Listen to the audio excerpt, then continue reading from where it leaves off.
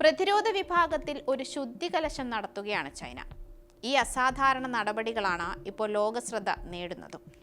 ഉദ്യോഗസ്ഥർക്കെതിരെ വലിയ രീതിയിൽ അഴിമതി ആരോപണം ഉയർന്നതിന് പിന്നാലെയാണ് ഇത്തരമൊരു നടപടിയിലേക്ക് ചൈന നീങ്ങിയതെന്നാണ് ഇപ്പോൾ പുറത്തുവരുന്ന റിപ്പോർട്ടുകൾ.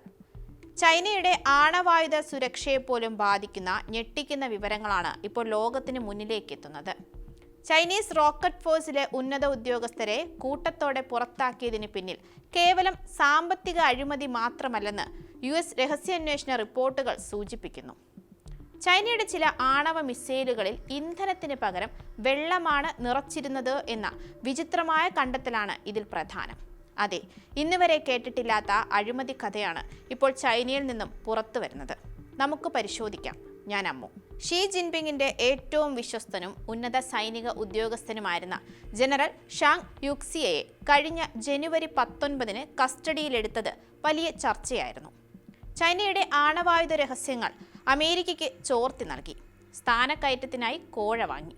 ചൈനീസ് പീപ്പിൾസ് ലിബറേഷൻ ആർമിയുടെ യുദ്ധസന്നദ്ധതയെ തകർത്തു തുടങ്ങിയ ഗുരുതരമായ ആരോപണങ്ങളാണ് അദ്ദേഹത്തിനെതിരെ ഉള്ളത്.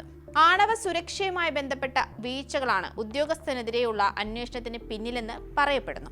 പടിഞ്ഞാറൻ ചൈനയിലെ സിൻജിയാങ് മിസൈൽ ഫീൽഡിലെ മുഴുവൻ സിലോ ഫീൽഡുകളിലും മിസൈലുകൾ ഫലപ്രദമായി വിക്ഷേപിക്കുന്നത് തടയുന്ന മൂടികൾ വെക്കുന്ന നിലയിലേക്ക് അഴിമതി എത്തിയിരുന്നുവെന്ന് ബ്ലൂംബെർഗ് റിപ്പോർട്ട് ചെയ്തിരുന്നു.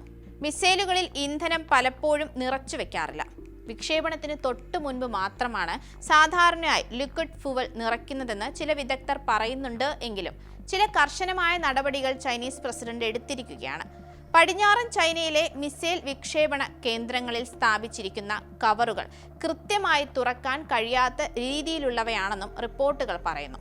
ഇത് യുദ്ധസമയത്ത് മിസൈലുകൾ വിക്ഷേപിക്കുന്നത് അസാധ്യമാക്കുമെന്നും റിപ്പോർട്ടുകളുണ്ട്.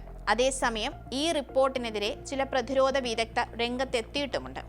മിസൈൽ സൈലോകളുടെ മൂടികൾ തുറക്കാതെ ഇരിക്കുന്നത് കേവലം ഒരു ചെറിയ മെക്കാനിക്കൽ പിശക് മാത്രമാകാൻ സാധ്യതയുണ്ടെന്നും അത് ചൈനയുടെ മുഴുവൻ മിസൈൽ ശക്തിയെയും ബാധിക്കില്ല എന്നും ഇവർ വാദിക്കുന്നുമുണ്ട്. എന്നാൽ പടിഞ്ഞാറൻ ചൈനയിലെ സൈലോ നിർമ്മാണത്തിൽ വലിയ ക്രമക്കേട് നടന്നിട്ടുണ്ടെന്ന കാര്യത്തിൽ പല ഏജൻസികളും യോജിക്കുന്നുമുണ്ട്. ചൈനയുടെ ആണവ നയം ആക്രമണാസക്തമല്ല, പ്രതിരോധാത്മകം ആണെന്നാണ് ചൈനയുടെ സ്ഥിരം നിലപാട്. നോ ഫസ്റ്റ് യൂസ് എന്ന തത്വം പാലിക്കുന്ന ചുരുക്കം ചില രാജ്യങ്ങളിൽ ഒന്നാണ് ചൈനയെന്നാണ് അവർ അവകാശപ്പെടുന്നതും.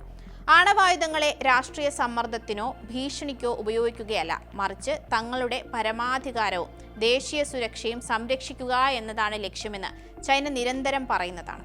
തായ്വാൻ വിഷയവുമായി ബന്ധപ്പെട്ട് ചൈന നടത്തുന്ന സൈനിക അഭ്യാസങ്ങളും പാശ്ചാത്യ ലോകം അതിരൂക്ഷമായി വ്യാഖ്യാനിക്കാറുമുണ്ട്.